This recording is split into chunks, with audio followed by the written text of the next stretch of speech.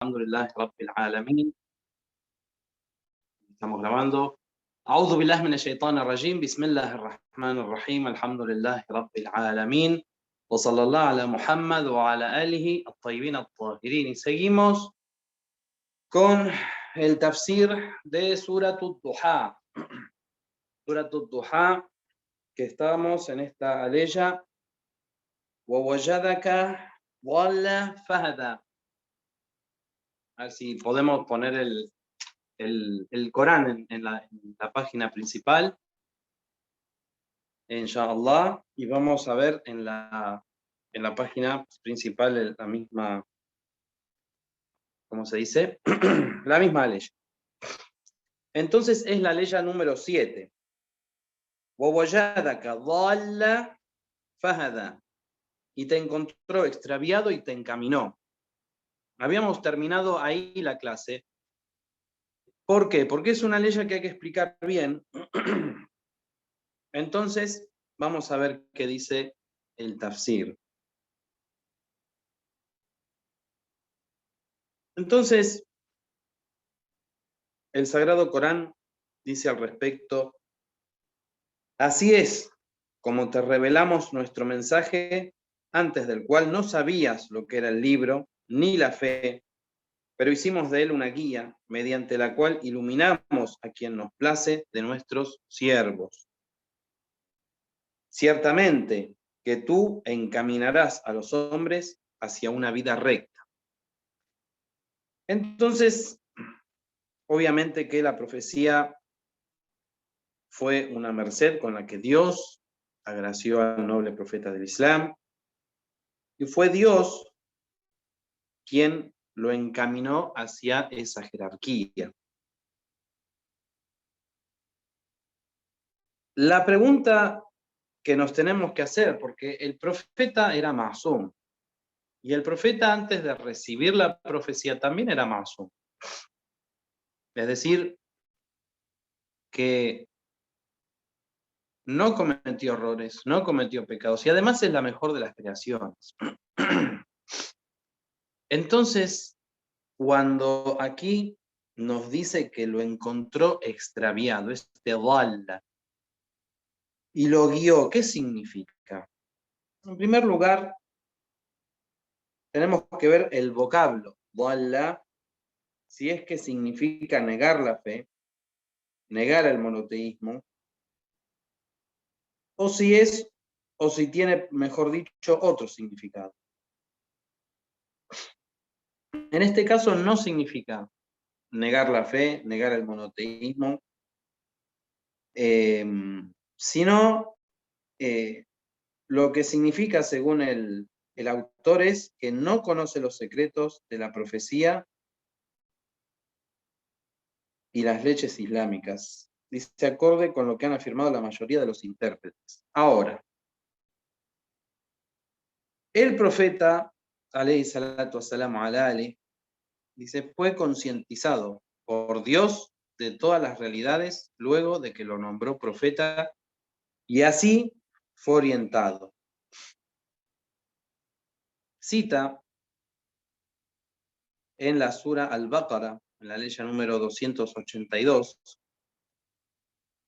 que dice: llamad a 2 testigos de entre vuestros hombres, o en su defecto a un hombre y 2 mujeres, de las que prefiráis de los testigos, a fin de que si una de ellas olvidara, la otra recuerde. Como podemos observar, en esta ley también aparece la palabra tadilla, y es que significa olvidar. Es decir, que la palabra dhalla no siempre significa el desvío de la fe,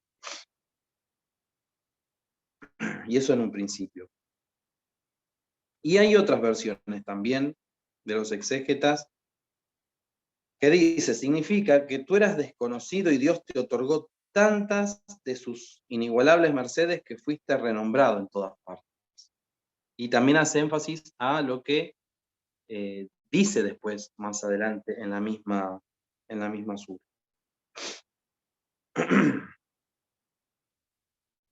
Te extraviaste físicamente alguna vez durante tu infancia. Saben que hay una versión que justamente el profeta cuando era chico se perdió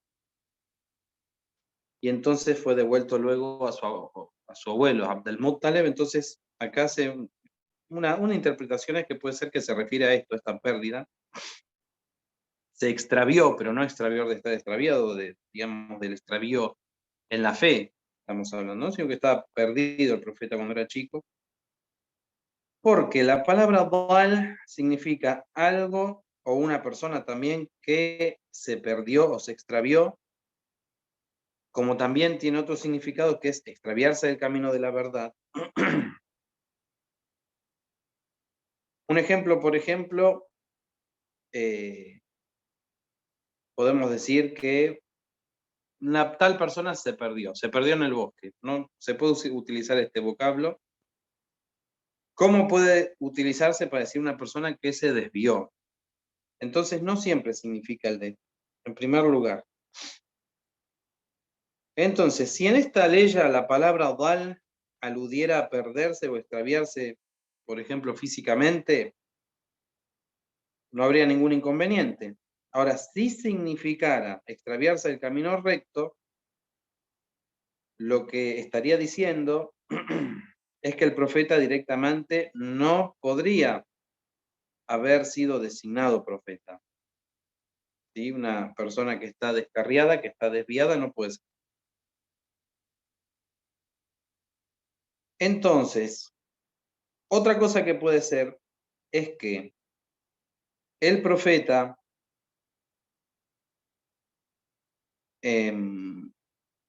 según lo que dice aquí, puede ser que no conocía el mensaje completo antes de haber sido asignado como profeta. Es decir, que Dios necesitaba guiarlo y necesitaba mostrarle, ¿sí?, el camino como mensajero, lo que debía transitar como mensajero para que no, digamos, quede perdido, ¿no? Una persona también cuando se dice está perdido en el sentido de que no sabe bien, digamos, qué es lo que tiene que hacer, cómo lo tiene que hacer. Bueno, esto puede ser, es una interpretación que hace aquí, aunque sabemos que el profeta era el único que era, digamos, que era posible para él el portar el mensaje. Entonces el profeta tiene una perfección espiritual e intelectual tan grande que ningún otro profeta podría haber recibido el mensaje del Sagrado Corán. Pero bueno, es una interpretación que se hace, o sea, las dos cosas son correctas.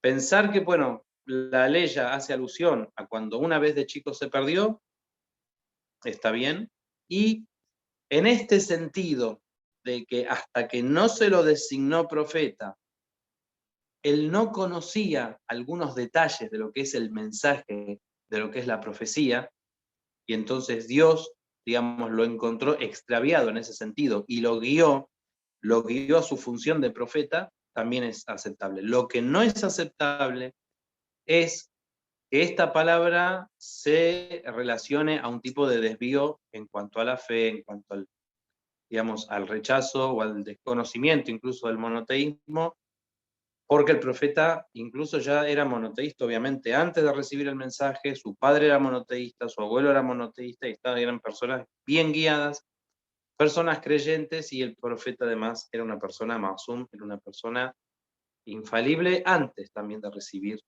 la profecía. Muy bien, esto es muy importante para tener en cuenta. Entonces, nosotros tenemos que entender también qué es el isma o la infabilidad. La infabilidad es un conocimiento pleno de todo lo que se va a hacer y de todo lo que se va a realizar, e incluso de sus, por ejemplo, de aquello, digamos, que va a tener como resultado cada acción. Es decir, que cuando un profeta no comete un pecado o no comete un error, es porque tiene un nivel de conocimiento muy alto tiene un nivel de conciencia muy alto y entonces puede percibir, puede ver las cosas de una manera totalmente distinta que como nosotros. Ya no pasa, digamos, el no hacer el pecado porque va a obtener el castigo, sino que los mismos, digamos, el pecado se materializa delante de ellos, de los masumín, como algo que realmente es espantoso, es abominable, es horrible. Algo así como nosotros, por ejemplo, si nos encontramos, no sé, en un río muy sucio, ¿no? Entonces sabemos que está lleno de infecciones, de cosas que nos van a hacer mal y nos repugna, y no nos vamos a meter en ese río porque sabemos el daño, que tenemos un conocimiento. Los profetas, cada pecado y cada error, cada cosa que realmente, y sobre todo hay niveles en los profetas en cuanto a los errores, también sabemos que hay profetas que pueden tener, no son pecados, sino que puede ser algún desliz, digamos, algo que lo frena en el avance, perdón, en el avance espiritual.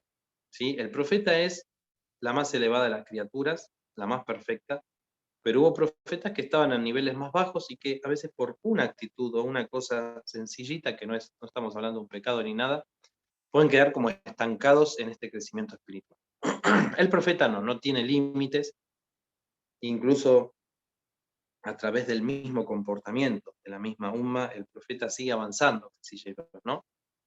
¿Por qué los musulmanes cuando imitan al profeta y cuando relucen y, digamos, y aplican la forma de vivir del profeta, esto hace que el mismo nivel del profeta también siga ascendiendo? Entonces, en este sentido, es como nosotros cuando no metemos los dedos en el enchufe de la luz, en la electricidad, pero un niño chiquitito que no conoce le llama la atención, ¿sí? Los agujeritos de la electricidad de un enchufe y quiere meter los dedos y puede quedar electrocutado, puede llegar a morir, pero bueno, desconoce todo lo que hay detrás. Los profetas, y el profeta Muhammad y Ahlul Bayt especialmente, conocen el pecado, conocen los problemas que va a traer ese pecado, conocen el resultado del pecado y además sienten repulsión por el pecado, porque también están pensando principalmente en Allah, que es el que lo prohíbe. Por esa razón, nosotros nunca podemos pensar o creer que el profeta tenía un desvío en cuanto a la fe y que Dios lo guió. No, el profeta estaba bien guiado. Entonces, en este sentido, esta ley ya puede tener estos dos tipos de significados. O el significado que hace alusión a cuando se perdió, o el significado de que Dios lo guió, ¿sí? Le enseñó, lo podemos decir, lo tomó de la mano y lo, digamos, le mostró el camino para llevar a cabo su misión profética, antes de ser profeta. Muy bien. Hay que tener mucho cuidado porque incluso algunos musulmanes creen que el profeta solo era masum cuando decía el Corán, cuando recibía la palabra de Dios y cuando la transmitía, pero después era un hombre como cualquiera. Y si bien el profeta mismo, el Corán dice, Qul, ana basharun mithlukum, yo soy un ser humano, un hombre como vosotros, sabemos que el profeta lo que tenía de diferente justamente era ese intelecto, ese conocimiento pleno y puro de parte de Allah y un conocimiento especial de parte de Allah que lo diferenciaba completamente eh, de todos los seres humanos, de los demás seres. Muy bien. وَوَجَدَكَ عَائِلًا فَأَغْنَى, y te encontró necesitado y te enriqueció. Bueno, aquí también habla de la vida del profeta y sabemos que el profeta, gracias al casamiento con Jadilla, fíjense, entonces, si con esta ley ya misma que está hablando de que el profeta era pobre y se enriqueció, digamos, o Dios lo enriqueció, según los exégetas, tiene que ver con el casamiento del profeta y Jadilla, que eso fue una gran ayuda para el profeta y para el desarrollo del Islam en general.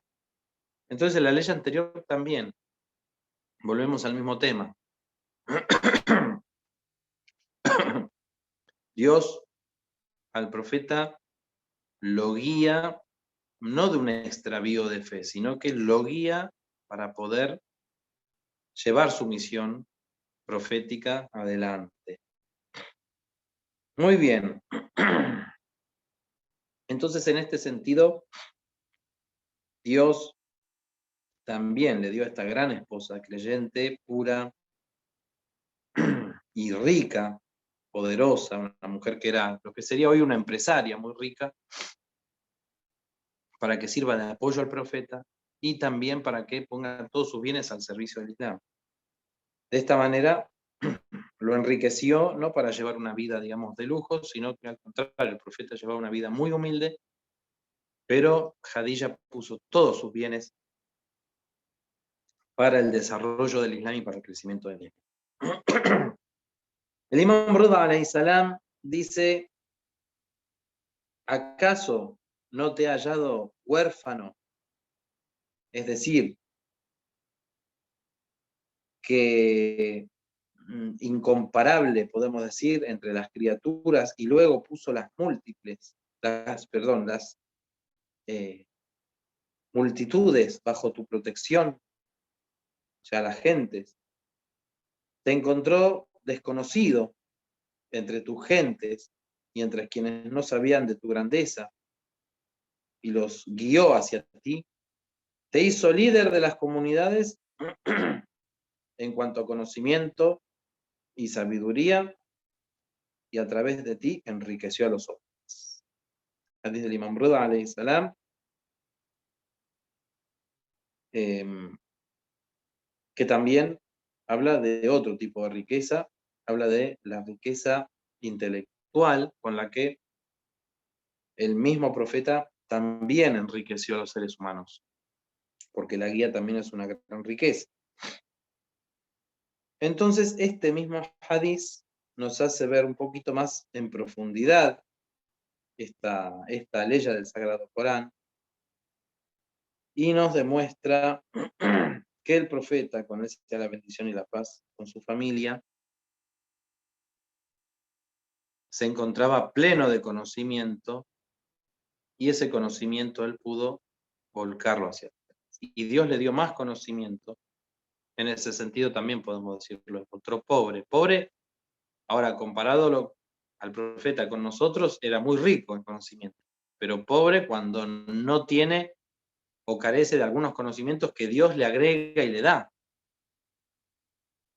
De hecho, Dios, por ejemplo, en el viaje nocturno, al profeta le enseña muchísimas cosas que el profeta no conocía y que para el profeta fueron muy asombrosas. Y llegó a límites donde no llegó ningún ser humano, ni ninguna otra criatura, ni siquiera el ángel Gabriel. Entonces, de alguna forma, también esto es una suerte de pobreza, digamos, de ciertos conocimientos, que Dios enriquece dando el conocimiento. Entonces, también puede referirse a esto. Muy bien. Y luego, Dios va a dar 3 órdenes al noble profeta del Islam, y que, por supuesto, se extienden a toda la humanidad. فَأَمَّا الْيَتِيمَ فَلَا تَقْهَرْ. En cuanto al huérfano, no lo maltrates. El vocablo taqhar tiene una raíz que es qahar, que significa dominar, dominio despreciativo, menospreciativo. aunque se conoce también como la palabra de dominio, de algo que fue, digamos, tomado por victoria, ¿no? De ahí como, por ejemplo, cuando la ciudad de Al-Qahira viene de esta palabra Qahr.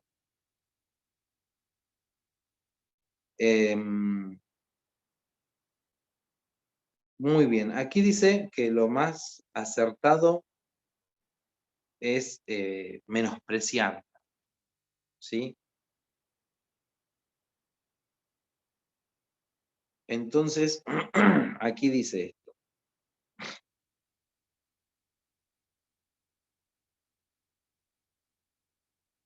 Nos dice que es muy importante llenar los vacíos de, digamos, de afecto que tienen los huérfanos.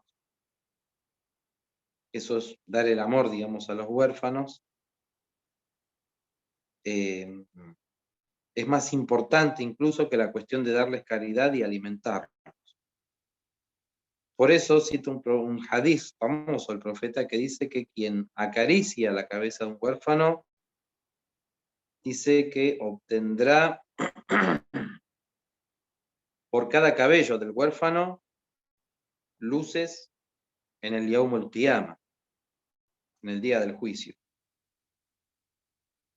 Entonces es como si Dios le quisiera decir al profeta que tú que eras huérfano, tú que pasaste por el dolor digamos, de ser huérfano, de la orfandad, ahora debes proteger tú a los huérfanos con todo tu corazón y darles el amor y el cariño. Entonces aquí hay una orden, ¿sí? Que al huérfano no lo maltrates, o no lo desprecies, o no lo menosprecies. Y que, como dijimos, también va para nosotros, todos los seres humanos. Con respecto a los huérfanos, les voy a decir que los musulmanes, por ejemplo, en los países islámicos, en la República Islámica, se acostumbra a padrinar a huérfanos, ¿sí? Hay chicos que a veces son huérfanos por alguna razón, o chicos que los han encontrado extraviados, perdidos, no pueden encontrar a la familia, y entonces se hacen campañas para que las personas todos los meses den algo de dinero y pueden visitar también a ese huérfano, o sea, con nombre y apellido, ¿no? Se elige un huérfano, hay una lista de chicos ahí que uno puede elegir, y entonces uno apadrina a ese chico y bueno, todos los meses va a poner un poco de su dinero, puede ir a visitarlo, puede, incluso puede llevarlo a un parque, por supuesto con gente la gente que lo cuida, etcétera. Y realmente son cosas muy lindas que si nosotros nos ponemos a pensar como musulmanes, siendo el profeta huérfano, siendo el profeta que no conoció a su padre, que perdió tan chico a su madre, a su abuelo, nos tendría que realmente doler mucho el tema de los huérfanos y en ese sentido también hacer mucho por los huérfanos en Shah. Eso es algo para que lo tengamos todos en cuenta. Muy bien, viene la segunda que dice وَأَمَّا السَّائِلَ فَلَا تَنْهَرْ, que tampoco rechaces digamos, al que pide, al mendigo. ¿Sí? Tanhar viene de Nahar, que significa maltratar, así, sacarse de encima, como rechazar. Un maltrato así de que cuando uno diga salir de acá, estas cosas así, ¿no? de rechazar así feo.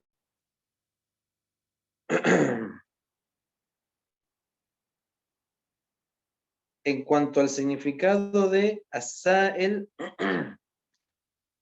hay varias interpretaciones. Una dice que se refiere a los que hacen preguntas sobre temas científicos o religiosos o de doctrina.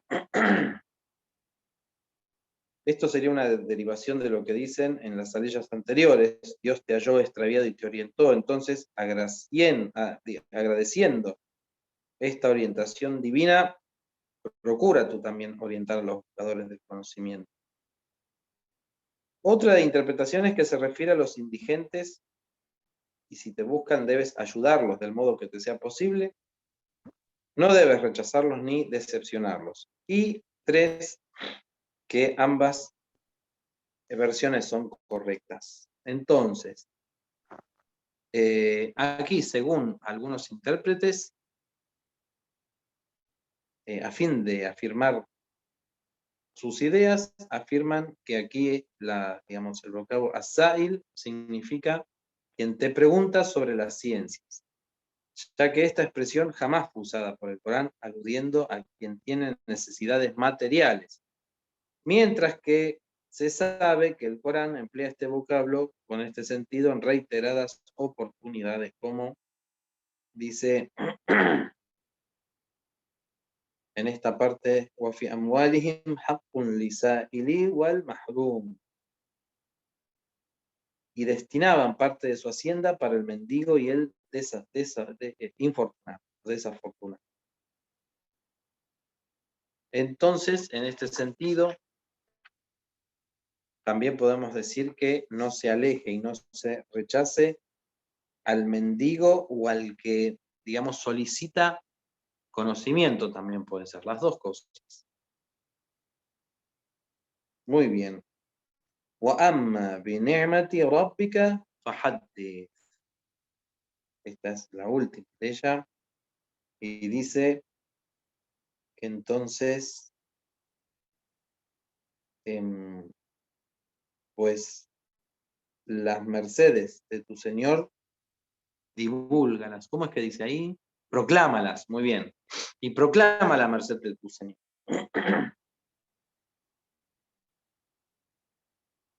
Entonces, bueno, muchas veces, como sabemos, las mercedes de Dios se proclaman, se dicen con la lengua, con palabras, se expresan. Y otras veces también se puede hacer con la acción. Por ejemplo, si una persona tiene dinero y Dios le dio un sustento muy amplio, entonces con la acción puede dar caridad. Es una forma también de agradecer y de divulgar las mercedes.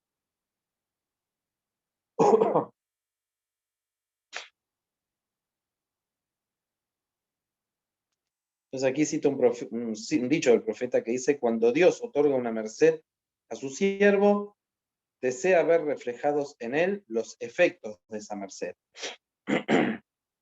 Eso le da el sentido a la ley. Ya que eras pobre y él te enriqueció, entonces divulga los efectos de su merced como muestra de gratitud y confirma tu agradecimiento a través de las palabras y los hechos. El ni'ma significa también una merced espiritual. El ni'ma también puede ser el mismo Islam que recibe la gente. El ni'ma también son Ahlul Bayt. El ni'ma también es el Corán. Y todas las mercedes divinas que recibamos. Entonces, el ser humano debe saber que una forma de proclamar las mercedes que nos otorga Dios es a través de la lengua y otras a través de los actos. Que esto también debemos aprenderlos todos. Por ejemplo, si una persona tiene algún cierto conocimiento, tiene que brindarlo a la gente. Si una persona tiene riquezas, debe dar parte de sus riquezas a la gente. Si una persona, por ejemplo, tiene porque todo es otorgado por Dios, ¿no? Aunque nosotros podamos ir a la universidad, aprender medicina, lo que fuere, lo hemos explicado, que también Dios nos dio esa capacidad, nos abre el camino. Entonces, todo lo que recibimos en este mundo es una merced, y esa merced también debe pagar zakat. Debe pagar zakat, en el sentido no económico, sino que se debe compartir de esa merced. Se debe hacer entender a la gente que esa merced proviene de Allah subhanahu wa ta'ala. Y también se debe invitar a la gente a que agradezcan las mercedes de Dios de esa forma, tanto con la lengua como con la práctica. Muy bien. Aquí señala que esta palabra, fahaddith, esta transmisión, digamos, Dice que exactamente lo que dijimos antes, ¿no? Que se refiere a transmitir tanto las mercedes materiales como las espirituales. El imam Ja'far Sadiq alayhi salam dijo, el significado de esta ley es divulgar todo lo que Dios te ha otorgado. Todo aquello con lo que te ha privilegiado y todo aquello con lo que te ha sustentado y que te ha tratado de forma bondadosa y que te ha guiado. Y el profeta alayhi salatu wasalam dijo, a quien reciba una merced y no se refleje en él su efecto, se lo considerará enemigo de Dios y de sus mercedes. Por ejemplo, una persona es muy pecadora, a veces, por ejemplo, se enferma, hace mucha súplica, empieza a rezar, empieza a leer el Corán para curarse. Una vez que se cura, se olvida de todo eso y vuelve a su vida anterior. En este caso no está agradeciendo las mercedes de Dios, sino que al contrario, se está volviendo, como dice aquí el hadith, un enemigo de Dios. Muy bien. Y hay un hadith también de Amirul Mu'minin que dice, por cierto, que Dios es bello, ama la belleza y le agrada ver los efectos de las mercedes en sus siervos. Es decir, las personas deben, como dijimos, mostrar los efectos de las mercedes divinas. Y esto se hace siendo agradecido, ser agradecido con todas las mercedes de Dios, ser agradecido no solamente de lo material, de la salud, y es a veces de la enfermedad y de las dificultades, cuando son una guía, y de todo lo que provenga de Dios Todopoderoso. Muy bien. Entonces, aquí hace una conclusión de esta sura. No vamos a terminar hoy, porque hay un poquitito de cosas para decir. Pero bueno, Dios aquí en esta sura lo que hace es exponer todas las mercedes que fueron dadas al profeta, con todas las dificultades que pasó el profeta, con haber sido huérfano en la infancia, haber pasado quizá momentos de pobreza, momentos de dolor, momentos de sufrimiento, momentos de no que él se humillara, sino que lo han intentado humillar. Sabemos que al profeta lo desmentían, lo trataban de mentiroso, lo trataban de loco, lo trataban de hechizado, de hechicero. Entonces todo eso significaba un dolor para el corazón del profeta. Y Dios es como que resalta todas estas cosas que ha pasado el profeta y las mercedes que Dios le dio al profeta. Lo mismo se aplica para nuestras vidas. ¿Cuántas veces nosotros también estuvimos en situaciones sumamente difíciles para cada uno de nosotros? No comparemos las situaciones que uno pasaba con las del profeta, ni con las de nadie, porque cada uno pasa las situaciones como puede. Quizás lo que le pasa a otro para una persona es una pavada, pero para la persona que le está pasando es realmente un mundo y es muy difícil. Por eso nunca hay que juzgar el dolor ajeno, nunca se exagera el dolor ajeno, es decir, nunca se toma como exagerado el dolor ajeno, sino que bueno, si a la persona le duele, le duele. Entonces, en este sentido, nosotros tenemos que recordar que ya nos pasó muchas veces, que todo pasa, y que gracias a Dios, gracias a Allah subhanahu wa ta'ala, muchas de las veces que parecía que se venía el mundo abajo para nosotros, de alguna forma Dios también nos rescató. Y en ese sentido, tenemos que estar agraciados, porque eso es una merced de parte. Muy bien. Con respecto a esta conclusión, bueno, aquí hace alusión a, por ejemplo, el trato que el profeta tenía con los huérfanos, porque como el profeta vivió ser huérfano, a pesar de que tenía a su madre primero, luego a su a su abuelo, luego a su tío, que eran muy cariñosos con él. Dicen que el profeta cada vez que veía a un niño huérfano lloraba, lo levantaba en brazos, lo acariciaba, lo besaba, lo sentaba en su regazo, le daba sadaqa.